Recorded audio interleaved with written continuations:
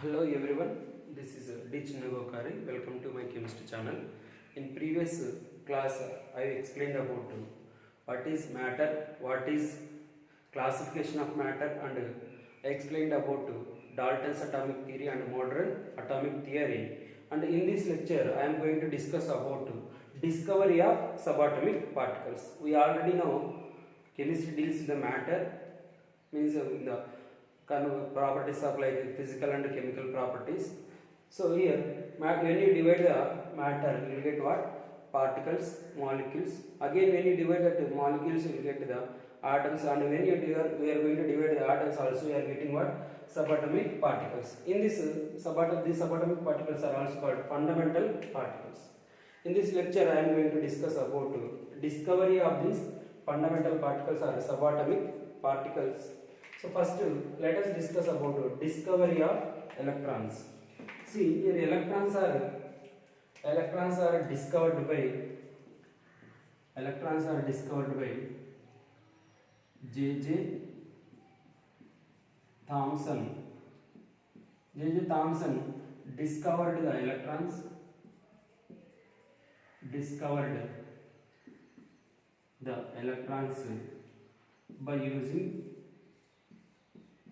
By using discharge ray tube. By using a discharge ray tube. So here this discharge ray tube was designed by the scientist William Crook. So here what is the shape of the discharge ray tube? So here the discharge ray tube has a cylindrical shape. It is made up of a glass and it is having one opening and two electrodes are sealed in it. And these electrodes are connected to a high voltage source.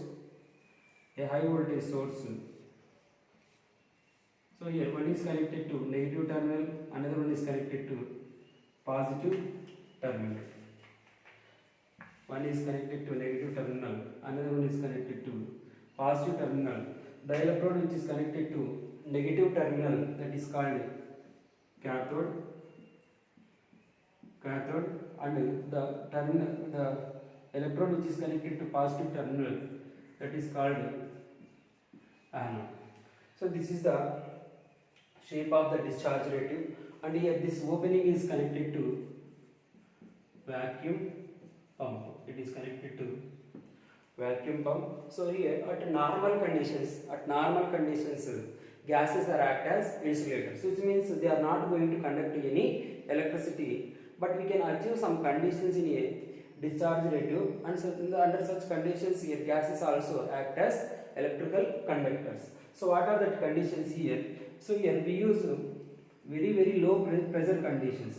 See, by using this vacuum pump we can reduce the pressure here inside this discharge ray tube. Here we use approximately 10 power minus 2 atmospheric pressure and very high voltage condition, 10,000 volts. In that this difference, here gases are also conduct the electricity. At these conditions, we can observe releasing of some invisible rays from the cathode, and they travels towards the anode. See here, these are the invisible rays. These are releasing from the cathode rays. With normal, generally we cannot see the presence of these cathode rays or these rays with naked eye. But here we can use one screen, some zinc sulfide screen. Is here zinc sulfide is coated on this glass tube. This zinc sulfide act as a phosphorescent screen.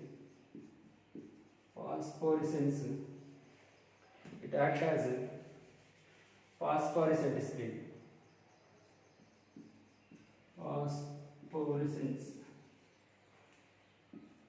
Phosphorescent screen. Here, this screen gives some glow, some green glow when these are going to hit this. Screen, they will give some glow. Say they will give some glow or lighting when they are going to hit that phosphorescent screen. Here it is nothing but zinc sulfide screen. So these unknown invisible rays are called cathode rays. These are called cathode rays. These are called cathode rays. Cathode rays. Why? Because they are releasing from the cathode. So the same thing we observe in the television screens also. In the television screen, we observe that how we can get the picture because of this cathode ray discharge tube only. The same phenomenon is also occurring in the television screen. So now let us discuss what are the properties of these cathode rays. Okay. So this is a discharge ray tube, and by using this discharge ray tube only, J.J. Thomson discovered the electrons. Okay. Now let us discuss about properties of cathode rays. Properties of cathode rays. Okay. Properties of cathode rays.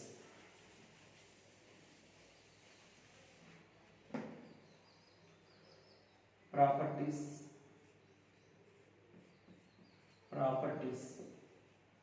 of cathode rays. So we already know the cathode rays are generating from the cathode and they travel towards the anode. So first one, they are generates at cathode. Cathode, these are generates at cathode and travels towards anode and travels towards anode. See here, it is a discharge ray tube. So they are going to generate at cathode.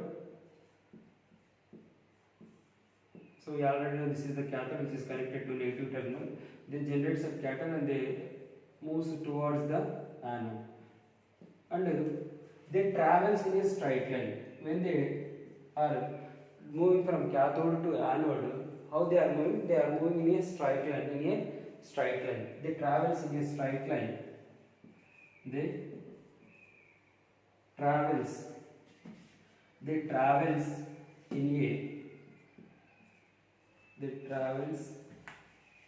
in a straight line, or they move in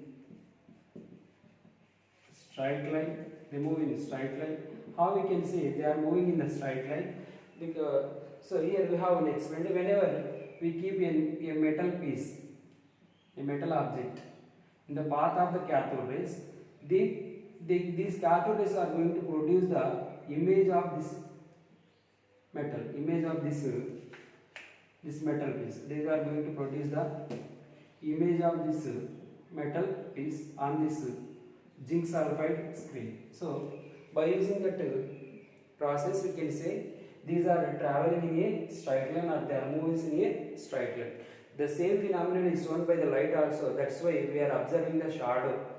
When the light falls on the opaque objects, they give a shadow. Why? Because light travels in a straight line. Here also, these cathode rays are traveling in a straight line. That's why they are producing or they are casting the shadows. So casts shadow of thick metal objects, and they are having heating effect also. They means your cathode rays, they are having heating effect also. So how we can say that we can observe the temperature of this metal piece. The temperature of this metal piece increases, and so that we can say they are having heating effect. So here this metal piece heated up to its incandescence. Incandescence means when you heat a metal object, it gives light. It gives some light. That is nothing but here incandescence. Here our metal pieces also gives some light when you heat in a prolonged time. Here only means when you give much more time. Here only they give some light also, that is nothing but incandescence. Means they are having heating effect also, and they can heat metal object. They can heat metal object up to its incandescence,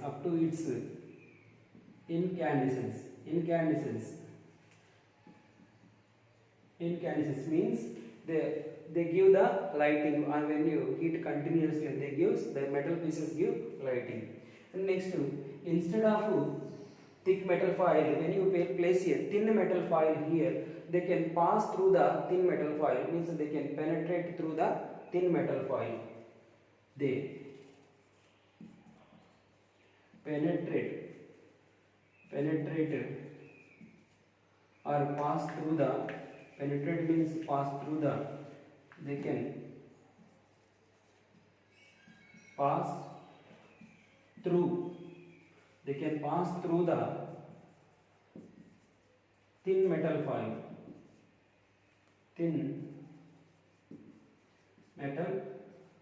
foil, so without any heating or without any heating or casting of images of thin metal foil. And when you place a light pedal wheel, in the path of this cathode rays, this light pedal wheel starts rotating. So why this light pedal wheel starts rotating? Because of these cathode rays contain some material particles. When the material particles touches to this cathode, this light pedal wheel starts rotating. So that we can say cathode rays are not a simply energy, they are having some material particles also. So this is just like when you place a paper kite in the opposite direction of the wind flow. So due to the collision of the gas molecules to that paper kite, it starts rotating. In the same manner, here also when you place a light pedal wheel, so this light pedal wheel starts rotating because these cathode rays contain some particles. When that particles touches to this light pedal wheel, that light pedal wheel starts rotating. Hence we can conclude that these cathode rays are having some material particles. So they contain material particles. How we can say that? They can rotate the light pedal wheel. Due to observation of rotation of light pedal wheel, or simply they can rotate the light paddle wheel. They can rotate the light paddle wheel when you place this light paddle wheel in the path of the cathode rays. Next, they can change their path in the external electric field. When you place an external electric field, they are not traveling in the straight line. They are deflecting from their path. So here generally cathode rays are traveling a straight line. So in the absence of any external electric field, but here in this experiment, what Thomson did here, he placed one electric field. So when you keep an external electric field here, they are not traveling in straight line. They are deflecting from their path. They are deflecting towards the positive plate. So here, why they are deflecting towards positive plate? So we should know one thing here. So like poles repels and unlike poles attract. Like charges, in chemistry one relation is there, that is like charges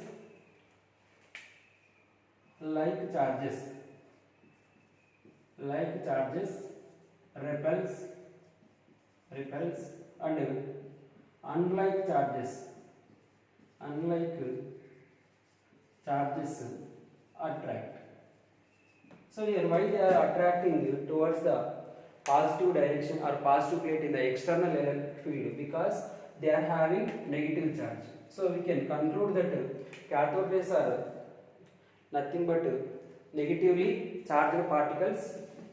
So how we are saying that they are deflecting towards the positive plate in the external electric field. So here cathode rays are nothing but they are negatively charged particles. Negatively charged particles. How we are saying these are the negatively charged particles? Because they are deflecting. They are deflecting towards positive plate in external electric field. In external electric field. So by observing this, we can say these cathode rays are nothing but are having negatively charged particles. These negatively charged particles are named as electrons, but initially these are named as negatrons by the J.J. Thomson, and the name electron was suggested by the G.J. Stone. And not only in the external electric field, in external magnetic field also they are going to deflect from their path. Let us keep one external magnetic field here. This is the north pole. In the south pole, we already know magnet contain two poles, that is south pole and north pole. In external magnetic field, again they are deflecting from their path. So they deflect towards the south pole. They deflect towards the south pole in the external magnetic field. Right? This thing again confirms that these are having negative charge. So this is well-known fact that negatively charged particles deflect towards the south pole only in external magnetic field. So these are some properties of cathode rays. Right? So cathode rays are they are generates from the cathode and travels towards the anode. They are generates from the cathode and travels towards the anode, and they travels in a straight line, and which means they move in a straight line. How we can say that they are moving in a straight line? They cast images of thick metal objects, which means they produce the image of thick metal object, and they are having heating effect also, which means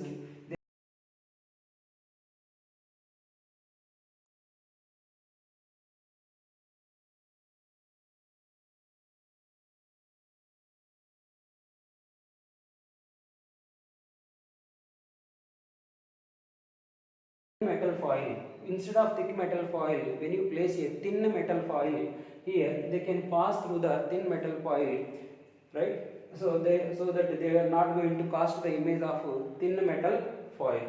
Next, they contain material particles. How we are saying that they can contain material particles? So they can rotate the light pedal wheel which we place in the path of this cathode rays. And next, they are negatively charged particles. How we are saying they are negatively charged particles? Because they are deflecting towards positive plate in the external electric field, and they are deflecting towards the south pole in the external magnetic field. So hence we can say that the cathode rays are nothing but negatively charged particles. These negatively charged particles are called electrons. The name electron was suggested by G.J. Stoney. And now let us see the specific charge of electron. Specific charge of electron.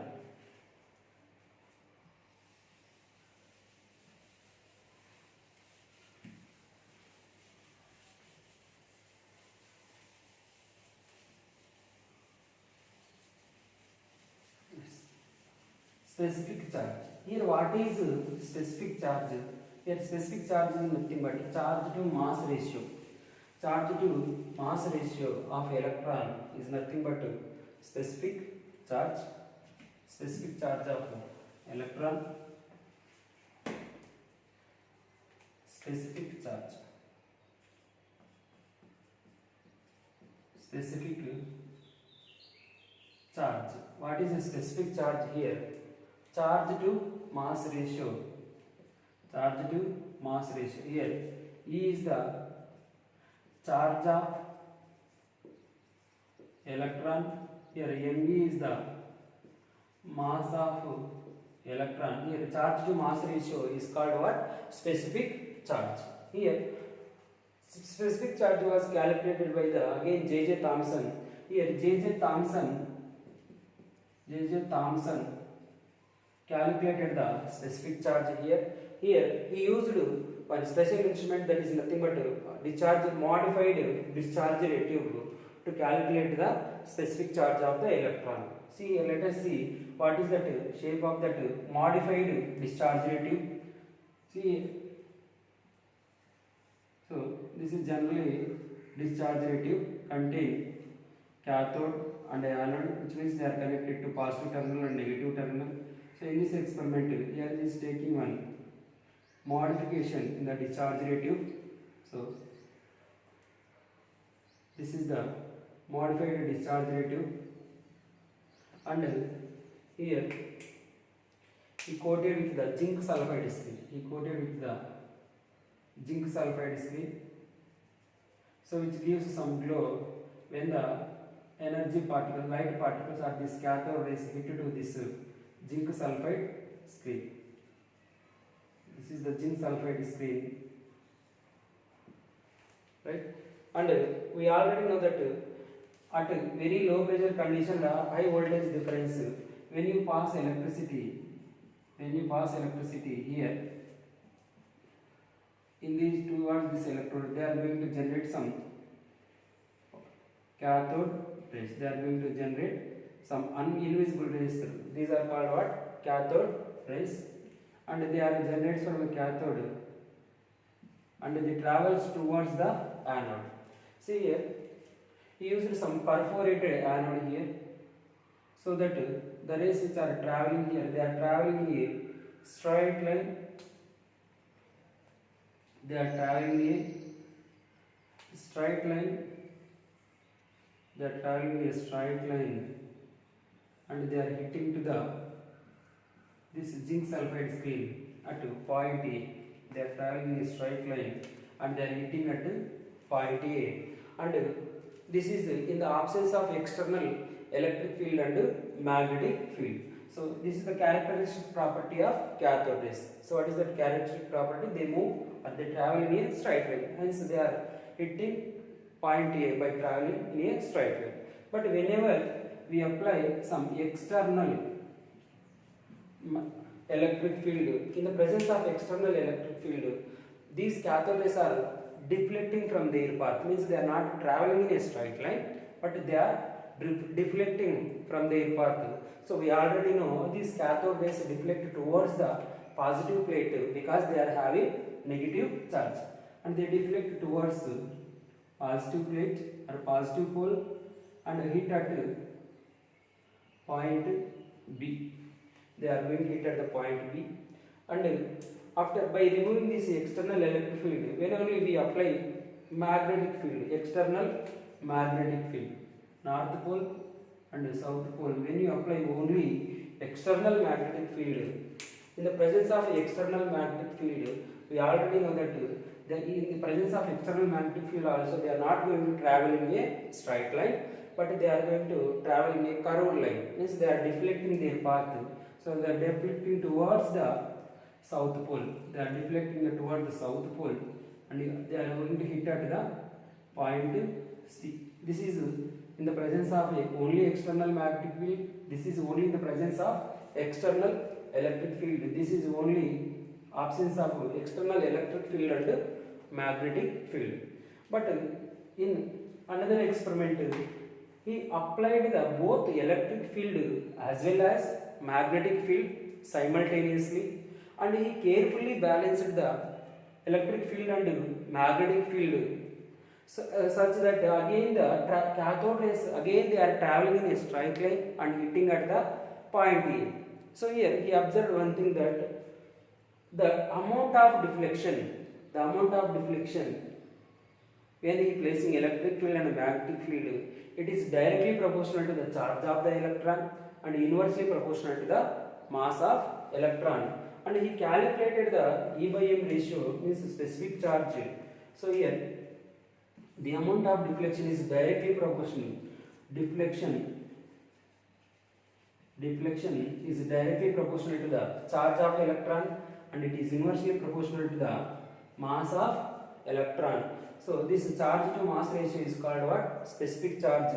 And he calculated that the specific charge of electron is 1.7588 into 10 to the power of 11 coulombs per kg, or 1.7588 into 10 to the power of 8 coulombs per grams. So this is the specific charge of electron. Here the specific charge of electron is independent of the type of gas and also nature of material, which means whatever the gas you take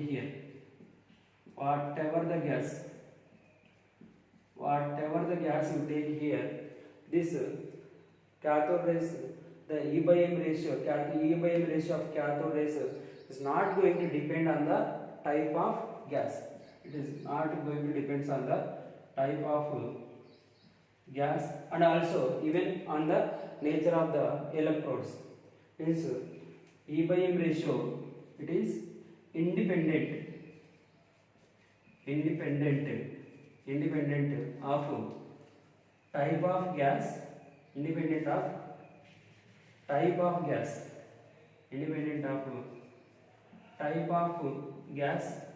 and also nature of electrodes.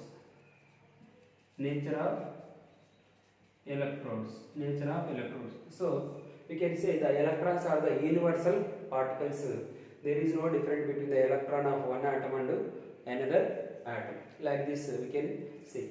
Next, this is the charge to mass ratio of the electron. Means neither here J.J. Thomson neither calculated mass nor mass of the electron, but he calculated the charge to mass ratio, that is nothing but to specific charge of the electron, right? So how he calculated the specific charge of electron? By using modified discharge ray tube. So in this modified discharge ray tube, he did several experiments here.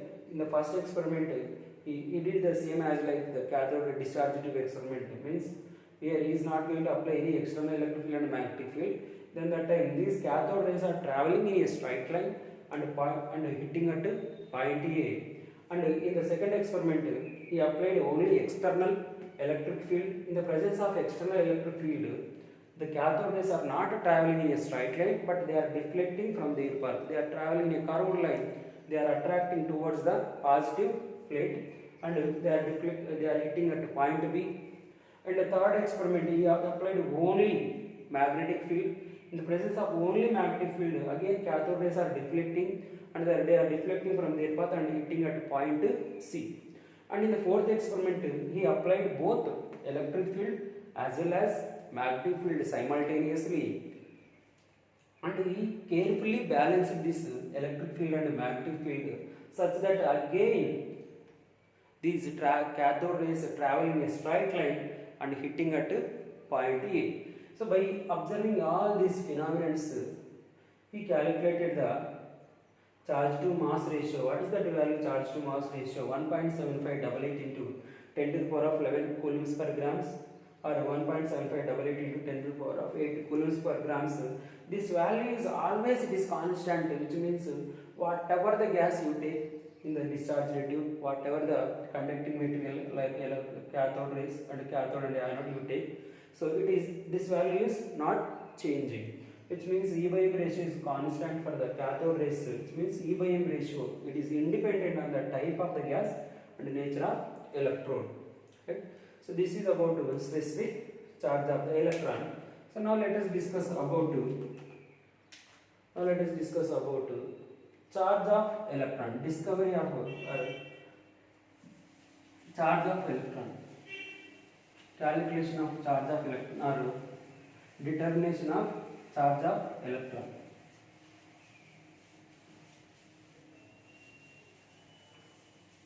Determination of charge of electron.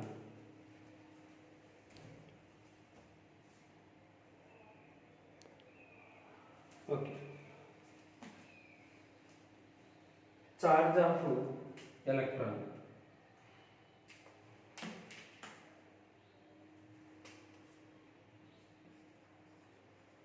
Charge of electron. So a charge of electron was determined by R.A. Millikan. Charge of electron, it was determined or calculated, determined by R.A. Millikan. So here R.A. Millikan calculated the charge of electron. So by using oil drop experiment.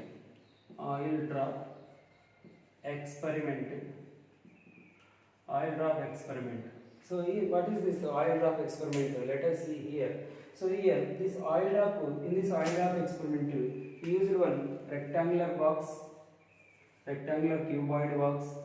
So in this rectangular cuboid box, we arranged two metal plates or two electrodes. These are act as electrodes. So one is connected to positive, another one is connected to negative. So here it is have one hole, and it is connected to positive, and this one is connected to negative. We already know it is cathode, and this is anode, which is connected to positive terminal. And here he filled some gas, filled the gas inside this chamber. This is the gas particles, and here he arranged one micrometer eyepiece to observe what is the process happening. Micrometer eyepiece, this is eyepiece. So this is used to observe what are the processes happening in this chamber. And he fitted one, he arranged one atomizer here. This atomizer used to convert this oil into small droplets, or convert into this oil into mist. Here mist is nothing but small oil droplets. So here by using this atomizer, we can spray this oil into small droplets. Now, and he used one X-ray source. This X-ray, this is the X-ray source. This is X-ray source. This X-ray source is used to ionize the gas. Ionize the gas. Ionize the gas means here that is nothing but removing of electrons. Ionize the gas is nothing but removing of electrons. Ionization is nothing but it is removing of electrons. Okay. Now what happens here? This oil drops moves in the downward direction, because on this oil drop two type of forces are acting. So they are gravitational force, gravitational pull, and viscous drag force. These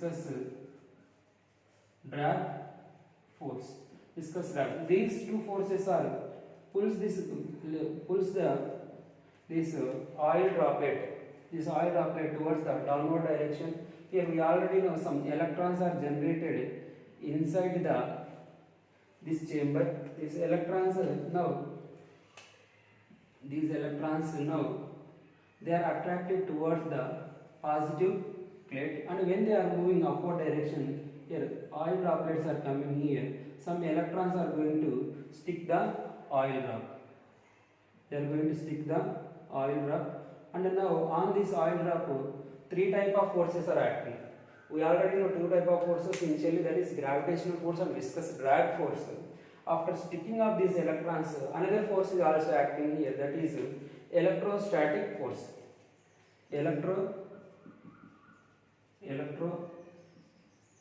Electrostatic force.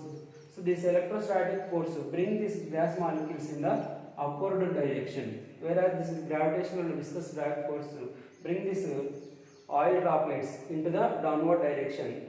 By using all these forces here, Millikan able to increase the speed of oil drop, or he can make it the stationary, or he can invert the direction also. Three conditions he can do. Means here first he can speed up the movement of electron. It is speed up the movement of oil drop. So means oil drop can move with a high velocity to the downward direction, or he can make it stationary. Means he can make it here only. He can make this oil drop here only, because by using these forces, and he can invert the movement of the oil drop also. Generally we know oil drop is moving in the downward direction. By using this electrostatic force, he can invert the direction of the oil droplets. By carefully observing this, he calculated the mass of charge of electron, that is E is equal to Fg by capital E. So here small e is the charge of electron. Here it is the force, gravitational force, due to the gravitational force, and E is the electrode potential. It is the electric field. E is the electric potential.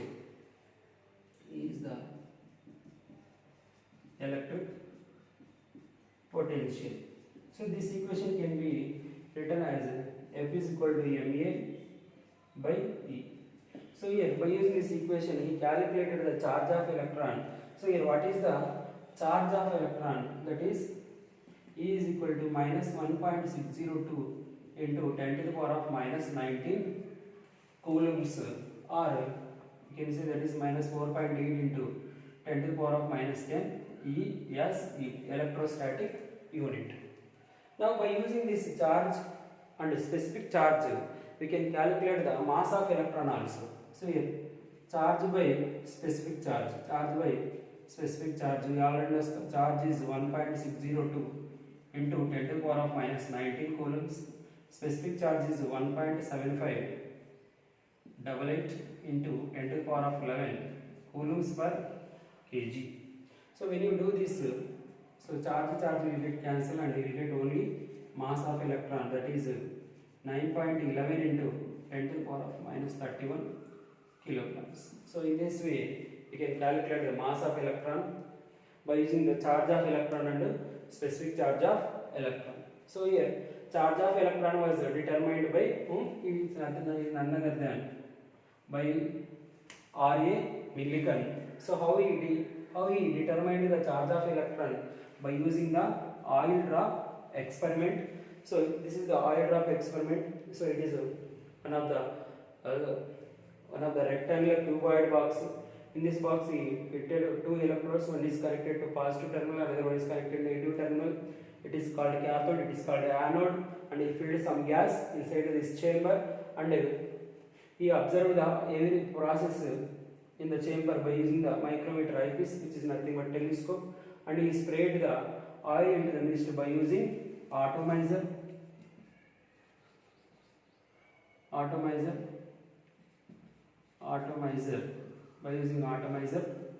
and he ionized the gas inside the chamber by using X-ray source. Ionization means removing of electrons. So the oil droplets move in the downward motion because of gravitational force and viscous drag force, and when they are moving in the downward direction, some electrons are stick to that oil drop. So now on that oil drop, three type of forces are active, and one other extra force is electrostatic force. So by using all these forces, he can increase the speed of the oil drop, or he can make it stationary, or he can retard the movement of oil drop. Means he can invert the movement of oil drop also. By using all these effects, he calculated the charge of electron by using the equation E is equal to Fg by E, that is equal to ma by E. So what is the charge of electron from that equation? That is E is equal to minus 1.602 into 10 to the power of minus 19 coulombs. Here this negative charge is not mathematical charge. This is because electrons are having negative charge. And by using the charge and specific charge, we can able to calculate the mass of electron also, that is 9.11 into 10 to the power of minus 31 kg, or 9.11 into 10 to the power of minus 28 grams. So this is about discovery of electrons, means properties of cathode rays, charge of specific charge, and charge of electron, mass of electron. So in the next lecture we will discuss about the discovery of protons and discovery of neutrons and summary of these properties of fundamental particles. Okay, thank you.